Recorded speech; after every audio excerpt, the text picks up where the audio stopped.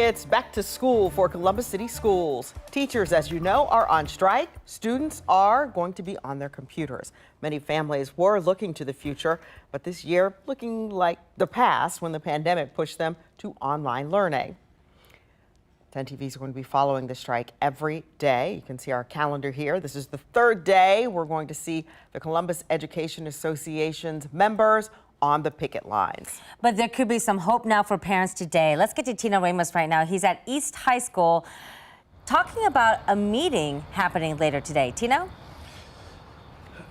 Yeah, that's right, Angela, and hopefully there's going to be a little hope behind this too, but things are going to look a little bit different here today. Matter of fact, this is East High School, and typically we would see on this first day kids flooding back into the classroom physically, but that won't be the case today. They're flooding back to the classroom virtually, and this does come at a time when the union and the district will be meeting today to try and find a way to end this strike.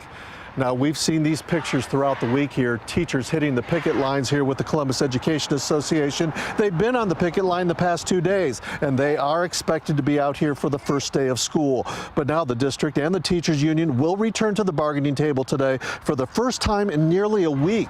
A federal mediator has called both parties back to meet at 1 o'clock this afternoon. Meantime, students will begin logging in this morning to start the first day of school. Their instructors, substitutes. We did speak with some parents within the district who are not happy with this setup, while others say they don't have a choice.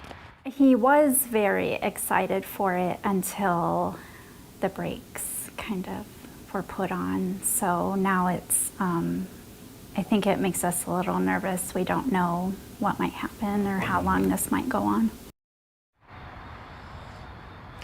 Now that's Christy Hayes. She has a child going to 9th grade this year. She says her child is not going to log on today. And this, of course, according to the Columbus City Schools, said that this will be an unexcused absent. Now, what will happen today? Again, that meeting taking place between the district and the teachers union. This will take place at 1 o'clock today.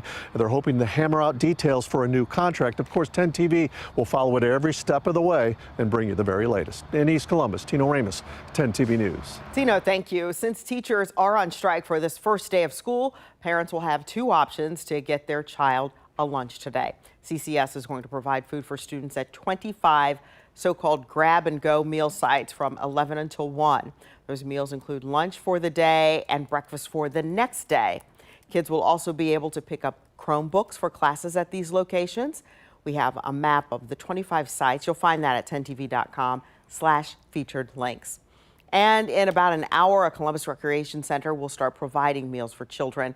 The Driving Park Recreation Center will offer students breakfast and lunch. Free Wi-Fi will also be offered to help students with that remote learning. We're not providing any tutoring services. We're not teaching. We're not helping facilitate any online lessons. We're just making sure that if they choose to come in here to log into their learning, that they have free Wi-Fi to do so. Now, starting tomorrow, all 9 recreation centers in Columbus plan to have breakfast and lunch available for school children. Well, one sticking point between the school district and the teachers union is conditions within those school buildings. Lack of air conditioning, deteriorating stairwells, and also paint peeling off walls. Chief investigative reporter Bennett Haberly has been pressing Columbus City school leaders for answers. Let's talk for a minute about conditions inside Columbus City schools. They have been a sticking point in this ongoing labor dispute between the district and the teachers union. Teachers have been on strike this week, but 10 Investigates started looking into this matter months ago. And we found since March, health inspectors with the Columbus Health Department have flagged 32 CCS schools with issues that needed to be fixed. Things like leaking and missing ceiling tiles, water intrusion, or lead paint that needed to be encapsulated. We also found some of these repairs took weeks, if not months, to address. Now, the district acknowledges it could do a better job and that many of these issues are long-standing, but they also say they have a plan in place to address it.